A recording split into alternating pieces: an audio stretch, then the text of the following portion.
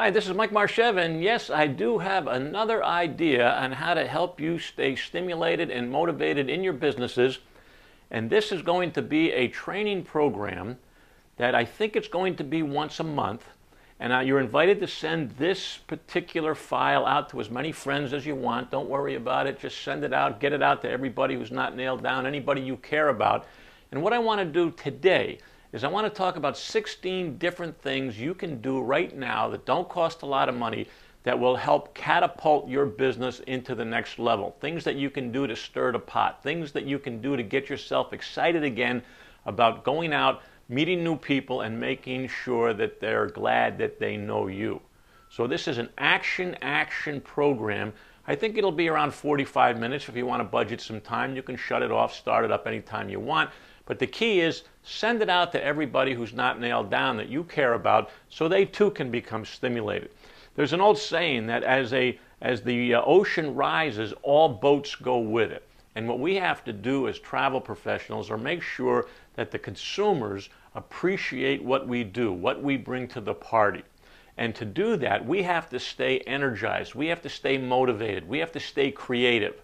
If we get into a lull, we're like a magnet, and magnets either repel or they bring people into our life.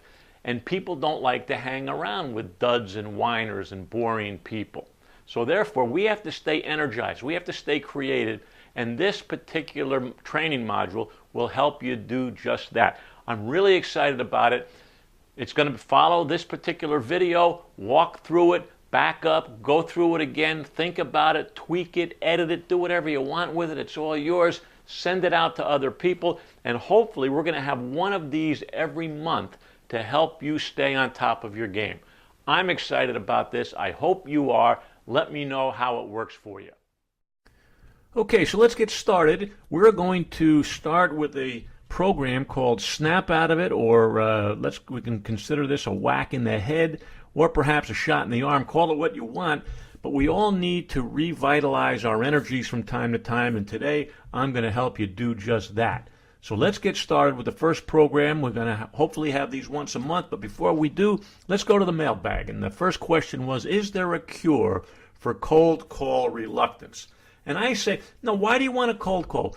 Does it work? Of course it works. Everything works, but you don't like to do it. The person you cold call doesn't like you to do it, so why do it? Why not warm up the call with an email or a postcard or a letter, letting the person know that you're going to be in the area to give them a chance. If they want to shake you, you don't want to talk to somebody who doesn't want to talk to you. Remember, I've always said there's two kinds of people in the entire world, people you can help and people you can't help.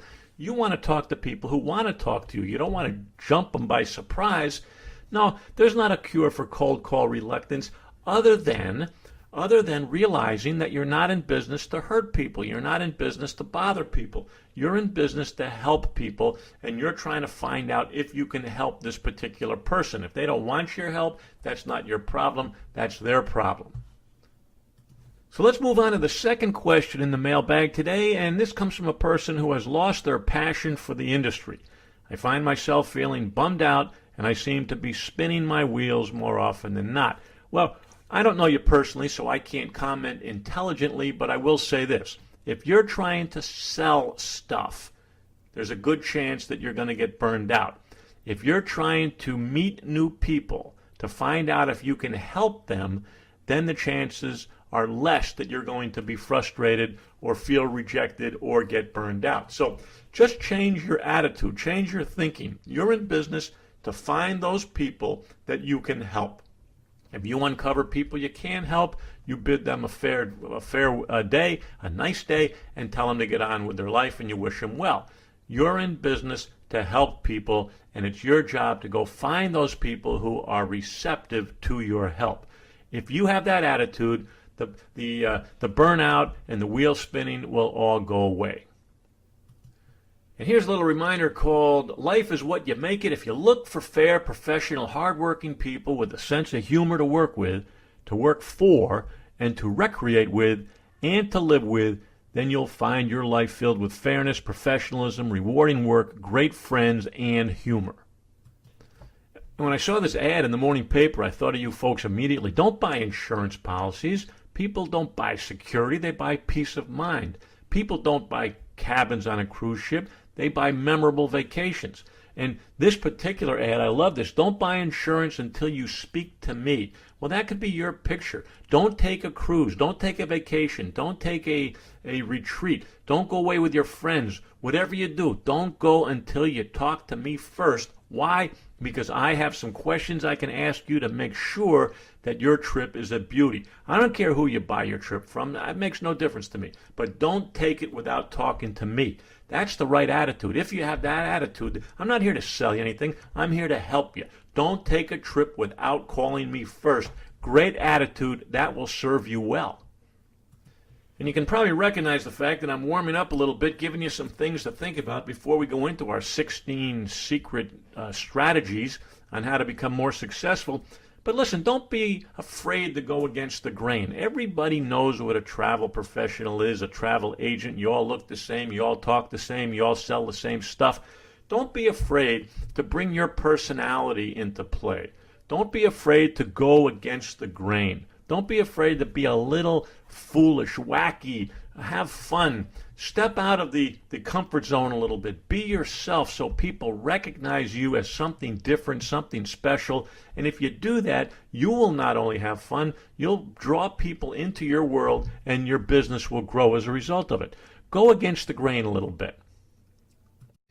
And here are three very important points I want to leave with you today. Key thoughts. When you meet people for the first time, they are asking themselves three questions. Not out loud, but to themselves. And if you address those three questions positively and favorably, you're going to be ahead of the game. Here's what they're asking. Can I trust this person? Do they know what they're talking about? And do they care about me? Show the people that you can be trusted. When you say something, do it. Follow up on time, look people in the eye, and do everything you can to indicate that you're relaxed and that that you believe in what you're doing and that you have confidence and that you can be trusted. Don't guess in front of me. Either you know the answer or you don't. If you know it, tell me. If you don't, find it out. But I want to know if you have the knowledge that I'm looking for. And number three, do you care about me? And the best way to do that is to ask me questions, get into my world, find out what I'm thinking, and tell me by talking less. Show me by talking less that you actually care about me. Now, another thing that happens when people meet for the first time is that there are only three things that can happen. They can feel better having met you. They can feel worse having met you. Or they can feel neutral or blasé having met you. So your strategy when you meet people for the first time is to bring something positive to that relationship and show them that it's a lucky day that they met you today, that you came into their life. You're going to make people feel better having met you. Now here's a major league point I want to leave with you, and that is everybody has self-talk. Everybody is thinking to themselves. Everybody is talking to themselves mentally about whatever subjects are important to them. It could be kids, it could be health, it could be vacations. I don't know what it is, but everybody is talking to themselves all day long. Now, assuming that I'm thinking about kids, if you come into my environment and start trying to get me to think about Alaska, it's not going to work. So here's the big league clue. Try to enter the conversation that your prospect is already having in their mind. If you try to enter the conversation that they are already having in their mind, you're going to find it a lot easier to swing in to that relationship building conversation. When you're trying to go 180 degrees out of phase, it's not going to happen, and you wonder why people aren't listening to you. They're multitasking, looking at the clock, because they're thinking in their own mind about subject A, and you want them to segue to think about subject B, and it's not going to work. Let me repeat. Enter the conversation that people are already having in their mind, and you're going to find the sledding a lot easier. And here's a slide, a little cartoon that depicts, addresses the question, when do you quit? When is enough, Mike? I'm dealing with these people. They don't want to talk to me. I'm just frustrated. I want to give up. When is it time to quit? Well, this cartoon addresses that, and it says the buyer there has just thrown the salesman out into the dipsy dumpster, And the salesman says, well, I guess this means you're not ready to buy, and I'll see you next week. And my answer to when is it time to quit, if the prospect is a legitimate, qualified prospect, then the answer is when they die, when you die, or when they threaten to call the cops. Just the fact that they're not ready to buy today doesn't mean they're not a qualified prospect. It just means it's time for you to back off a little bit. And the professional way you back off is key. Now, this brings to light the rule of 7, which I've been preaching for the last 30 years. 7 contacts in every 18-month period is the rule. But I think due to the noise today and all of our competition, I'm going to rename this the rule of 12. And I think we need to contact our prospects and customers a minimum of 12 times in every 18-month period, or maybe it's the rule of 18. Maybe once a month is enough. The point is, too few and you're out of sight and out of memory, too many and you're obnoxious. So you decide what you feel good about, but remember, when you're out of sight, you're out of mind. No today doesn't mean no tomorrow, and it's up to you to be professionally persistent. Hey, some of you might recognize Casey Stengel. He looks like he has a Brooklyn hat on there, but he was with the Yankees and with the Mets. If my pitcher, and this is one of Casey's famous quotes, if my pitcher would pitch in the beginning of the game the same way he pitches at the end of the game, once he realizes he's losing, he wouldn't be losing in the first place. What does that mean? Think about it. It means that don't wait till Friday. Don't wait till the end of the month. Don't wait till the end of the year. Don't wait till the final quarter. Don't wait till the end of the game to bear down. If you bear down now, if you bear down early, then chances are you won't have to sweat it at the end of the game. Play hard today. Start this afternoon. Start tomorrow. Start right away to start building your business, and then you won't say what I hear a lot of people say when they call me up, Mike, if I don't get some business by Friday, I'm going to go out of business. Well, my answer to them is, well, what are you going to do next? Because you're going out of business if you've waited this long. So start your prospecting now. Start building your database now. Start sending your press releases now. And then 6 months from now, you're not going to have the problem. This is a beautiful quote. If my pitcher would pitch in the beginning of a game the same way he pitches at the end of the game, once he realizes he's losing, he wouldn't be losing in the first place. Very, very deep message. So here we go. Let's talk about 16 ways we can put some fun back into the program of building our business. And the first one, we can contact customers who already buy your act. Now, what does that mean? You can cold call, you can go against strangers, you can try to initiate new business with new people. But before you do that, I want you to contact 5 clients to simply say thank you. Thank them for the business. Your clients, the people you have, the ones who know you now, they're the answers. They're the solution. They're the ones that are going to refer you to more business. Call them up to say thank you. Everybody thinks about it. Everybody knows it's the right thing to do. Very few people find the time to do that. Call 5 clients to simply say thank you. Now, call a second 5, not strangers. These are people who know you already. Call a second 5 clients to ask them for some form of finger pointing or a referral. Now, the roadblock you're going to bump into is that procrastination is the main obstacle. Feeling that you're bothering people is going to keep you from moving forward. Saying thank you is always in vogue. Don't worry about it. Just do it. The 5 and 5. Number 2, you go back into your file cabinets and dig down and see all of the names that you once did business with who just kind of disappeared over time.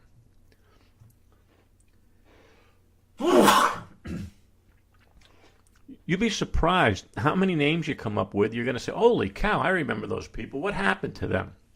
Go into your file cabinets and write a letter of reintroduction to your dormant accounts. These are called dormant accounts. Now, you think that they went away because you screwed up in some way, shape, or form, and that's not true. 68% of dormant accounts come as a result of feeling of ambivalence. They said, you don't care about me, so I'm going somewhere else. Get a letter, reintroduce yourself, and you're going to find that not only are you going to rekindle some relationships, but you're going to get some immediate business as a result of this exercise. Number 3, write a letter to all suppliers asking for guidance, direction, or opportunities. Now, you all have preferred suppliers, but many times the only time you contact them is when you want something. Well, you do want something now, but you want to help them. That's what you want. I want to help you. Let's have a cup of coffee and figure out how we can work with each other. Now, I'm telling you, your competitors don't do this. They call suppliers when they need something. You're going to call them to collaborate with them, and you're going to find that this is going to be, it's going to work for you. I guarantee it's going to work for you. Number 4, stage a mini sales blitz. Now, you can do anything you want for 30 days. You could go on a diet for 1 day. You can walk at lunch for 1 day. If the shorter you make the parameters, the easier it is to do. So instead of saying I'm going to have a 1-year sales blitz, that'll never happen. So have it a 2-week sales blitz or a 30-day sales blitz, and pick an area, pick a destination, a territory, a group of people, and make it your business that in that short period of time you accomplish your objective. The smaller you make the parameters, the more likely it's going to get done. So stage a mini sales blitz. Number 5, send postcards to your targeted accounts. Very simple to do. It makes all the sense in the world.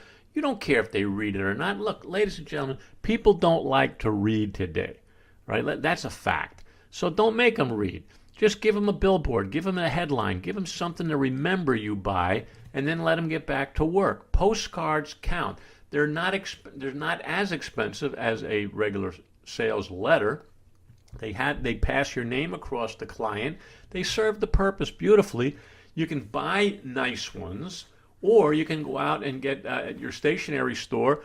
You can buy colored paper and make 4 on each piece of an 80-pound piece of stock. You can make your own. All it is your name, your address, your logo, and thinking of you, maybe with some headline. Now, that's how easy it is right there. That's me. I made that on my printer in my office. It's me standing against a box. My return address is there. My picture's there. The addressee is there on the back. All I might have is a couple of quotes or testimonials from satisfied clients, and the job is done. So it's very, very simple.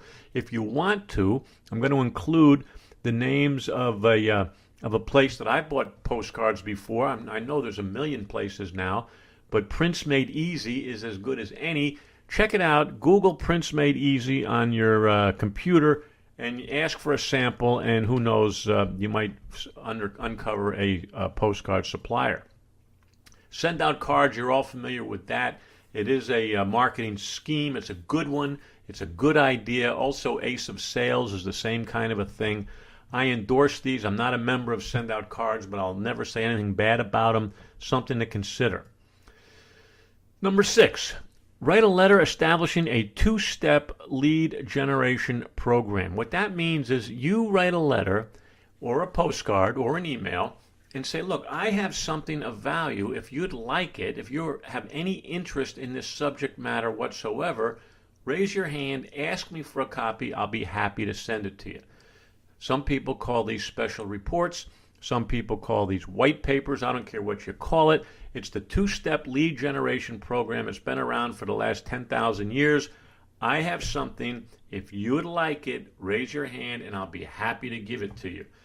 The strategy is to give before you get. What do I have that's of value to my prospects that I can give to them to start to initiate the relationship, so eventually I will get their business in return after they feel comfortable with my knowledge and the relationship that I've established with them. So it's a 2-step, write a letter, postcard or email, I have something, come and get it, and here it is. That's number 6.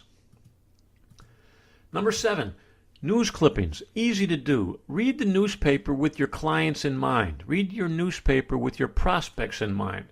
Who in my universe would appreciate seeing this particular article in a magazine or in a newspaper or in a blog or on the website? Anywhere you're looking, read things, read articles, read information with your prospects and clients in mind, and when it triggers your attention that, hey, Jim would like to see this, Send it with a quick note saying, Jim, read this, thought you might find it to be of interest, have a great day, and that's the end of that. You thinking of people makes a difference. So spend your day thinking about your prospects and your clients. Number 8, the appreciation letter, that you didn't know I was watching letter. I sometimes call it that. Everybody, every single person in the world likes to be acknowledged, likes to be appreciated, likes to be noticed for what they're doing.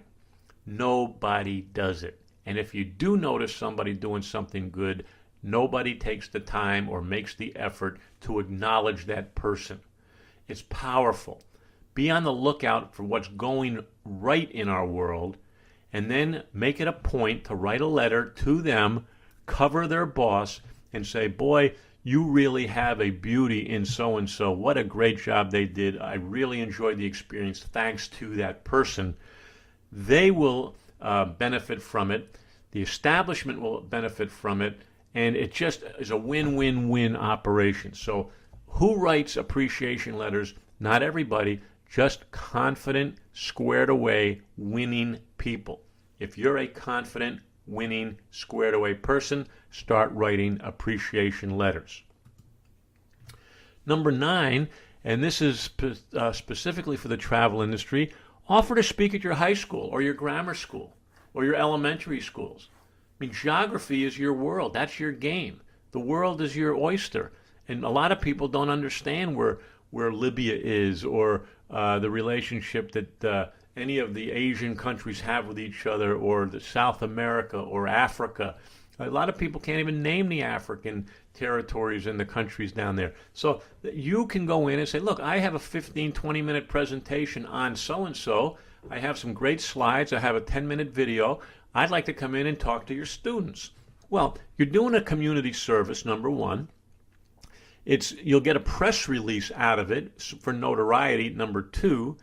And if you give a good giveaway in the form of a chart or a reminder sheet, then they are going to take it home, and who is going to look at those? Their parents. And who knows, you could get some new business with the adults because you just educated their children on a subject where they need education. So it's a win-win-win proposition. Again, offer to speak at your local school system. Number 10, write a success letter. Now, ideally, you want 12 success letters because ideally you have accomplished 12 good things in your business life. The problem is when you accomplish something good, you know about it, the recipient knows about it, but no one else knows about it. So once something happens good, that you've gone above and beyond the call of duty and solved a major problem, document it, put it down in a letter so that now, if that question ever surfaces again, you can show the prospect how you handle similar situations. Talk is cheap. Remember that. This is an important point. You can tell me something and I'll discount it. If you show me it in writing, there's a tendency to believe it. So therefore, whenever you have a success in your business, do everything in your power to document it in the form of a success letter. You also are in position to write an article. Articles are very easy. They don't have to be long. 5 tips, 3 ways, 7 mistakes. It's so easy if you numerate the paragraphs that you're going to talk about. 5 mistakes. Think of 5 mistakes and then expand on each one of those, and bingo, you have an article. And look at the example here. You have your picture, a big headline, and those are the controlling factors. So if you don't have a lot to say, make your picture bigger. If you don't have a lot to say, make the headline bigger. If you have a lot to say, make both of those elements smaller. So you can fill up a piece of paper very nicely, as you see in the diagram here, with just sharing your information. And you owe me that information. This is your world. I don't know it. You think everybody knows what you know. We don't. Take once a week, jot down the information you have in your head, put it into a little template like this, and in the end of the year, you're going to have 20, 30, or 40 articles. It's beautiful. Just do one at a time using headlines, pictures, and the elements numbered. 21 ways to pack a lunch. I don't know. It's so easy to do. And here's another idea, number 12. and that is you can offer newspaper fillers. E-zines, magazines, newsletters, they're all hungry for good, solid information. The beautiful thing about your industry, unlike the computer industry or the pencil industry, is that everybody loves travel. Everybody thinks about it. Everybody dreams about it. It's a common denominator. Everybody has something to do with travel. So therefore, you can write a 350-word filler. I call it a filler, but it's information, not a lot of words, 200 words, 350 words, simple to do, and then send it to everybody within a 50-mile radius with your name and number and logo and picture on it, saying, hey, if you want to use this in your corporate magazine, be my guest. If you want to use this in a little corner space that you have left over in your newspaper, be my guest or magazine. And send it out to every church, Rotary Club, association, organization. Everybody who has a monthly written piece needs filler. And there's no better filler than travel filler, and you're in position to do that. And I think this one, next one, let's see, what number is this? I don't know, number 13, 14, 15, who cares?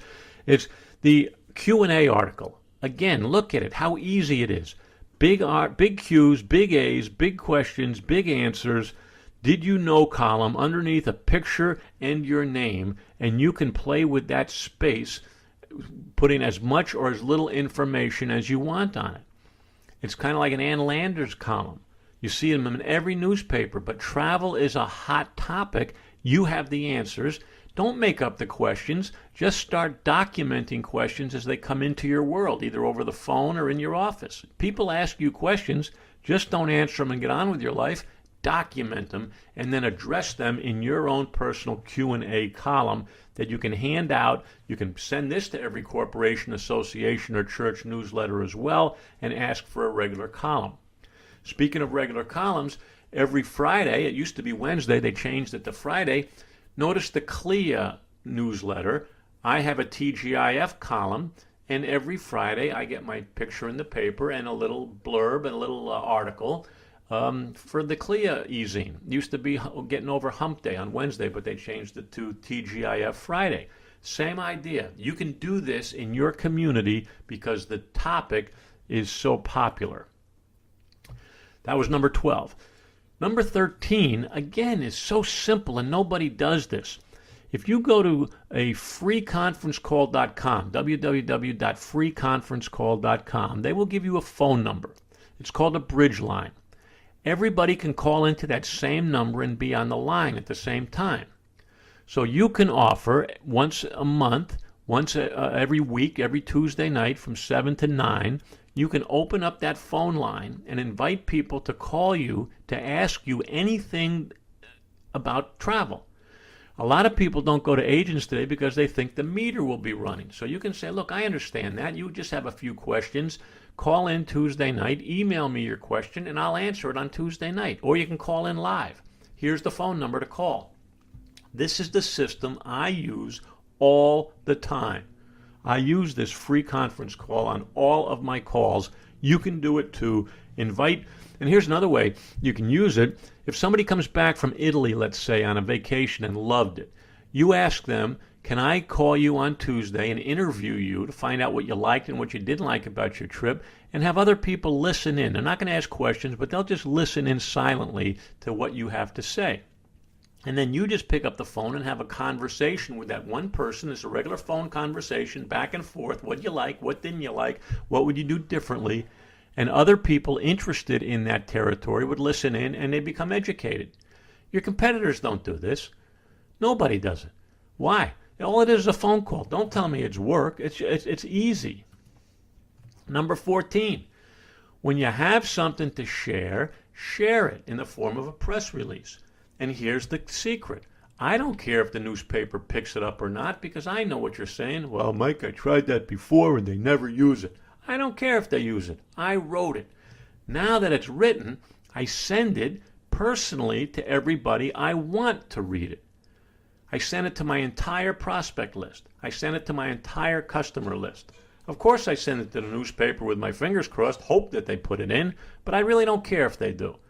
But when you have something to say it in the form of a short press release and then get it out to your personal distribution list.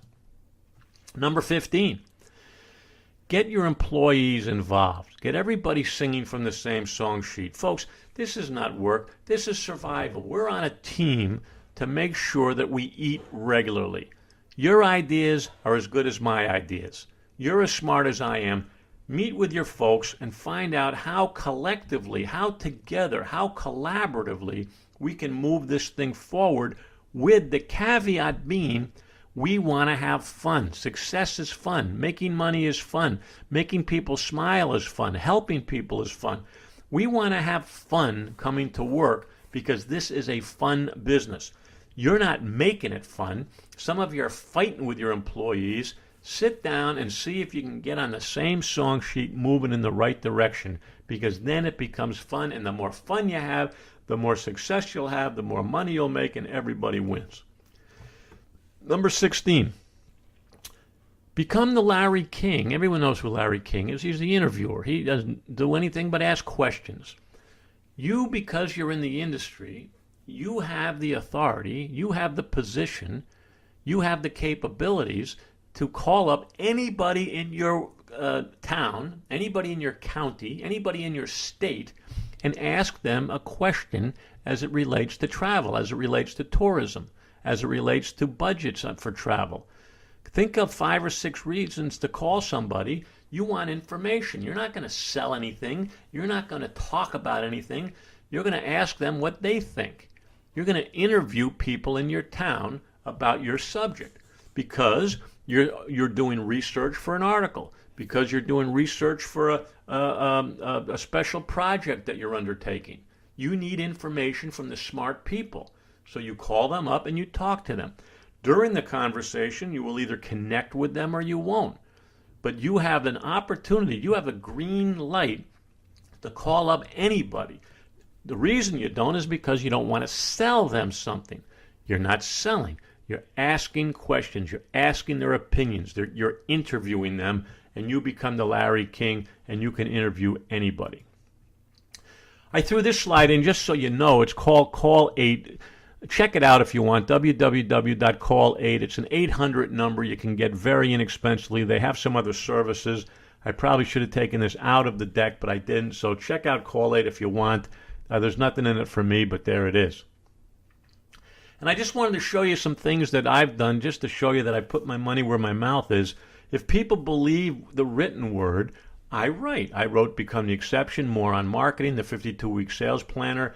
I have audio CDs, I have workbooks, I have all kinds of things that people can come and get a feel for who this person is to build a relationship so we can go on and help each other. So I just wanted to show you that I do things like this, and you can do things like this. You're a consultant, you're an entrepreneur. Anybody who's been in the travel business for a long time, I think you should have a special report on your specialty. Doesn't have to be a book, doesn't have to be a series of books. It's a special report on the subject matter that you care about. And if you haven't done it, take a pencil, grab a new notebook and start taking notes. You're the specialist. This is what's going to separate you from everybody else. So what I wanted to do on this initial program was introduce you to a number of ways that you can get off the dime, start moving forward, putting fun back into your game, and make this travel industry worth being a member of again. Now, what I want you to do is take this file, and I want you to send it to anybody who you want to. I want everybody to look at this file. I want everybody to get stimulated and motivated and geared up again. And then, if you like it, you can subscribe to this, if you like it. I don't know if you do or you don't, but I'm going to do one of these every month on a different subject, a different training program. Once a month. I realize that you're busy people, so if I come into your world too often, it is that, too often. But once a month for 1 hour, I'm going to give you some education. And if you want to subscribe to this program, you have the link. I'm going to give you the link in the email that I sent this to you. And please send this to everybody who's not nailed down. Send it out. Make it viral. And if anybody wants more, there's going to be more. So that's all I have to say today. This is Mike Marshev. Thanks for listening. And I hope there'll be more of you looking for my materials next month.